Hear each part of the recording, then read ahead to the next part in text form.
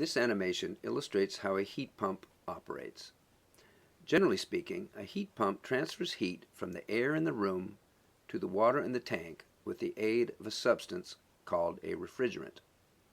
As it cycles through the system, the refrigerant undergoes variations in temperature and pressure, as well as alternating between liquid and vaporous states.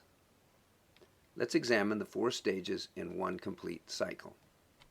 In the beginning of a cycle, the refrigerant is in a cold, low-pressure, liquid gaseous state, flowing through tubes that are exposed to room air.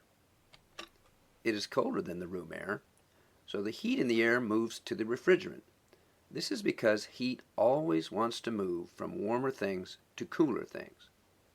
To facilitate the heat transfer, the tubes are connected to an evaporator, a heat exchanger much like a car radiator, with many fins designed to increase the absorption of heat from the warm air into the cold refrigerant.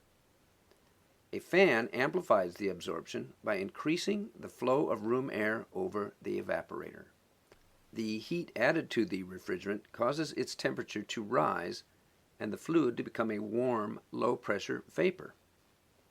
As the refrigerant changes from a liquid to gas, large amounts of energy transfer take place.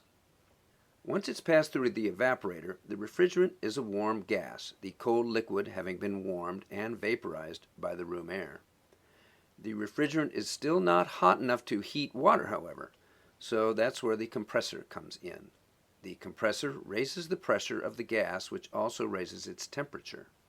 Once it's hot enough, the heat will flow from the refrigerant to the water.